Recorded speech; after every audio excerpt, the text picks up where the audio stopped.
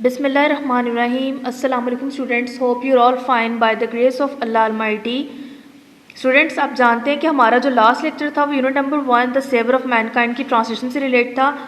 अब स्टूडेंट्स इस third lecture में हम इस चैप्टर की एक्सरसाइज की तरफ आएंगे। लास्ट लेक्चर में मैंने आपको इस चैप्टर के ग्लोसरी वर्ड्स जो थे वो उसमें इसकी रीडिंग करवाई थी और आपने इनको अच्छी तरह याद करना है क्योंकि ये आपके पेपर पैटर्न का पार्ट होंगे और इनमें से ही आपके जो वो समटाइम होता है कि सेंटेंसेस भी आ जाते हैं, तो अगर आपको मीनिंग क्लियर होगा तो आप सेंटेंस भी अच्छे से बना सकते हो। नेक्स्ट आपके पास जो क्वेश्चन है वो क्वेश्चन है कॉम्प्रीहेंशन से related. Answer the following questions. जितने यहाँ पर आपके सामने 8 क्वेश्चंस दिए गए हैं, इन तमाम के आंसर्स आपके चैप्टर में भी हैं और आपको जो नोट्स दिए जा रहे हैं उसमें भी हैं। और साथ में जो डायलॉग बॉक्स में क्वेश्चंस हैं आपने इनको भी याद करना है इन्हीं क्वेश्चन आंसर्स के साथ। ओके स्टूडेंट्स, अब हम आते हैं वोकैबुलरी की तरफ। वोकैबुलरी में हमारे पास क्वेश्चन है write the contextual meanings of the following words. Contextual meaning से मुराद के जो हमारा लेसन जो हमने पढ़ा है उससे रिलेट करके जो मीनिंग्स हैं वर्ड्स के हमने वो लिखना है यहाँ पर। ऑलराइट, डेजलिंग मतलब extremely bright, imagination means idea, remarkable means extraordinary, उसमें कंपोज का मतलब जो हमारे पास आता है वो आता है कंप्राइज्ड। फिर है प्रिजर्वेशन का मतलब है प्रोटेक्शन। बेस्टॉर्ड का मतलब है कन्फर्ट, नींद के नवाजा जाना। फिर मैसेज का मतलब है हमारे सामने कम्युनिकेशन। सुपरस्टिशन का मतलब है फेक आइडियाज़। और अबैंडन का मतलब है टू गिव अप, किसी चीज़ को छोड़ देना, give up, GIVE, give up. Alright students, next हमारे पास कॉलम मैचिंग है। कॉलम मैचिंग में भी ये वर्ड्स और इनसे रेलिवेंट जो मीनिंग्स हैं वो कॉलम में दिए गए हैं और इनसे हमने इनके रेलिवेंट मीनिंग को जो है वो मैच करना है। फर्स्ट ऑफ ऑल हमारे सामने वर्ड है चार्म। चार्म का मतलब सहर, उसमें कोई ऐसी चीज़ अपनी तरफ अट्रैक्ट करे, तो यहाँ पर वर्ड हमारे सामने अट्रैक्शन इसके मीनिंग के तौर पे। Compose means write, civilisation means तहजीब, कल्चर। फेथ अकीदा मीन्स बिलीव। इरेडिकेट जड़ से उखाड़ना मतलब एलिमिनेट। एलोक्वेंट मतलब फसी, तो यहाँ पर फ्लुएंट में आएगा। बेस्टॉर्ड फिर नवाजा जाना, अतिया किया जाना, तो यहाँ पर हमारे पास जो सूटेबल मीनिंग है वो है to confer as a gift.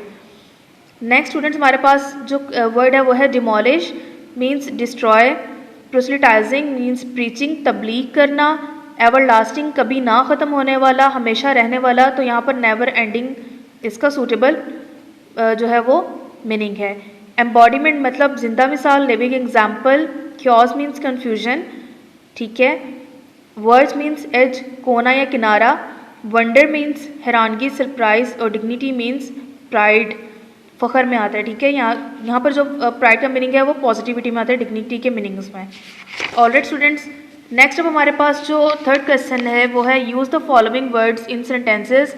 जैसा कि मैंने आपको बताया था कि आपके जितने चैप्टर्स में जितने डिफ़िकल्ट वर्ड्स हैं या जो भी वर्ड्स हैं और आपके जो ग्लोसरी वर्ड्स में वर्ड्स दिए गए हैं उनकी मीनिंग्स आपने अच्छी तरह याद करने हैं। उसी से रिलेटेड या आपके चैप्टर से रिलेटेड ही इसमें आपके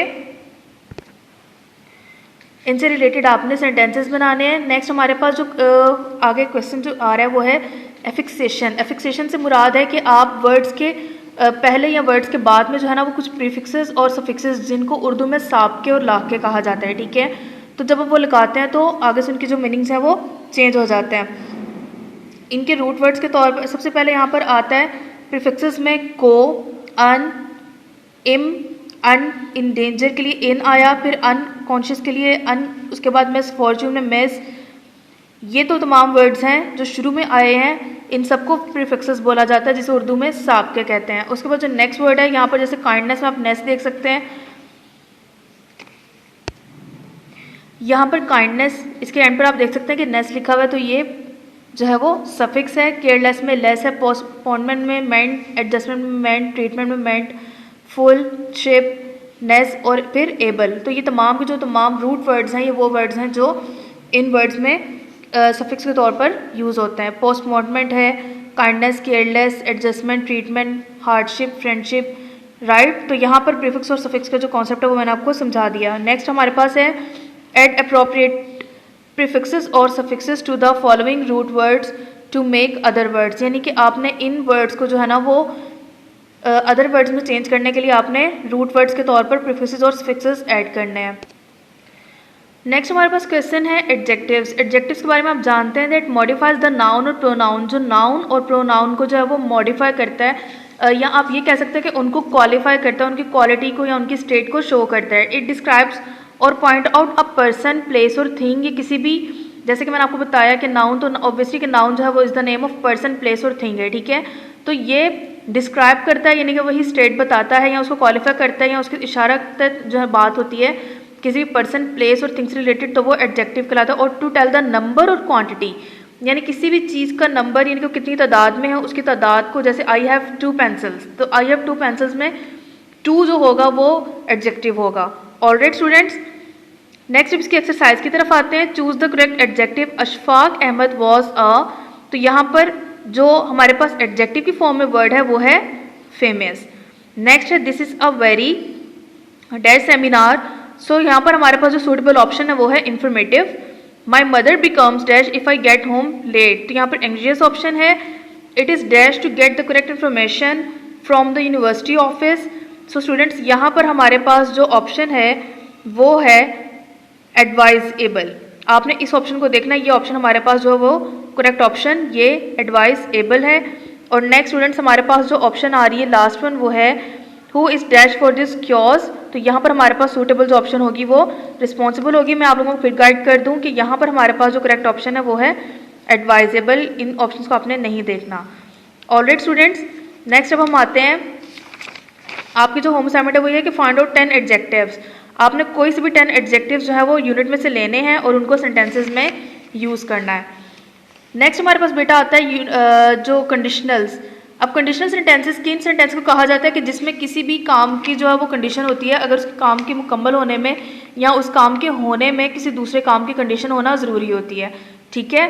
कंडीशनल सेंटेंसेस की हमारे पास 3 टाइप्स होती हैं, जिसमें आज हम टाइप 1 को डिस्कस करने जा रहे हैं। Conditionals of this type tell us something will happen. इस टाइप में हम उन सेंटेंसेस को जो है वो देखेंगे, वो उस तरह के सेंटेंसेस आते हैं कि जिसमें अगर एक काम होगा, if a certain condition is fulfilled, तो उस काम के होने से पहले जो है ना वो कोई ऐसी कंडीशन होगी जिसे पूरा होना होगा, यानी कि पूरा हुई है या नहीं हुई।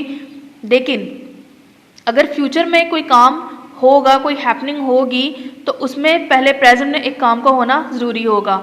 इसका जब हम कैसे पता चलेगा कि ये फर्स्ट कंडीशनल सेंटेंस है, सबसे पहले बच्चे इसमें आता है इफ़। इफ़ जो कंडीशनल वर्ड है, वैसे तो हम इसको कंजक्शन के तौर पे लेते हैं ना, ठीक है। यहाँ पर जो इफ़ है वो कंडीशनल वर्ड के तौर पर आ रहा है। फिर है दे अराइव लेट। अब यहाँ पर दे के साथ वर्ब की फर्स्ट फॉर्म में जो शो कर रहा है कि ये प्रेजेंट इंडेफिनिट टेंस है। They will miss the bus, will miss के जो है विल के साथ वर्ब की फर्स्ट फॉर्म शो करी कि ये फ्यूचर इंडेफिनिट टेंस है। तो अगर इफ़ और जो कंडीशनल मतलब जो हमारे पास जो सेंटेंस होगा वो प्रेजेंट में होगा और जो काम होना होगा फ्यूचर में उसको डिस्क्राइब किया जाएगा, तो इस फॉर्मूला के अकॉर्डिंग हमारी ये टाइप 1 बनती है, conditional type 1। Alright student, okay students, अब आते हैं हम इसकी एक्सरसाइज की तरफ। एडजेक्टिव की एक्सरसाइज में हमारे सामने सूटेबल वर्ड्स हैं, इनमें से आपने गिवन जो वर्ड्स हैं उनको यहाँ फिलिंग द ब्लैंक्स में ऐड करते रहना है। For example if I see Aslam I will, यहाँ पर हिम टू डिनर टुमारो। अब डिनर पे इनवाइट किया जाता है तो इनवाइट को हम यहाँ लिखेंगे। नेक्स्ट हमारे पास if I dash out I will turn off the TV, तो बाहर जाएंगे तो I will turn off the TV suitable है, बाहर जाने के लिए हम गो का वर्ड यूज़ करेंगे। Same if you play tricks on people they will not trust you again. If the farmer, अब क्योंकि फार्मर जो है वो अपने फ्रूट बेचता है मार्केट में, ठीक है, तो इसके लिए हम सेल का वर्ड यूज़ करेंगे। लेकिन क्योंकि फार्मर जो है वो सिंगुलर सब्जेक्ट है, इसलिए हमने फर्स्ट फॉर्म के साथ एस लगाना है, इनके सेल के साथ हम एस लगाएंगे। I will help you with your homework if I can, I will allow you to ride my bike if you like, will you pass a message to Auntie Sophie if you see her, if you don't go now you will be late from school, will you inform me if you are going to be late, if he works hard he will win the competition।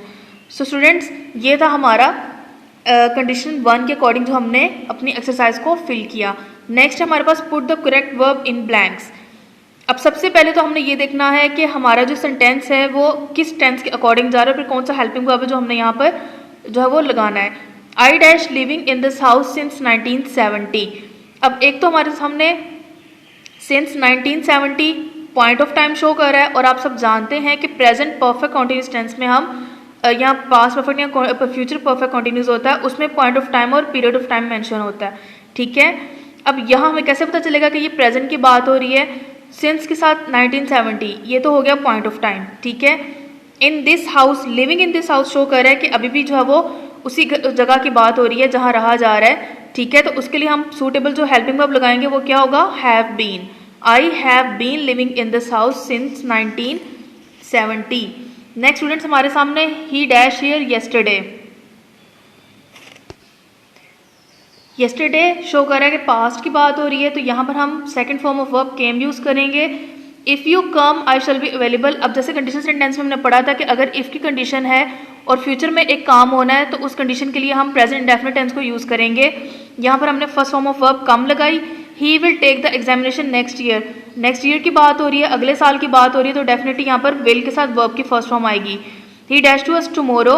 कल की बात हो रही है तो he will come to us tomorrow. So students यहाँ पर हमारी एक्सरसाइज जो है वो कंप्लीट होती है। इसको आपने अच्छी तरह से याद कर लेना है, ग्लोसरी वर्ड्स सेंटेंसेस को अच्छी तरह से देख लीजिएगा और एक मरतबा फिर इस चैप्टर की जो एक्सरसाइज है उसको याद करना है, ट्रांसलेशन को अच्छी तरह याद करना है। अपना बहुत ख्याल रखिएगा। अल्लाह हाफिज़।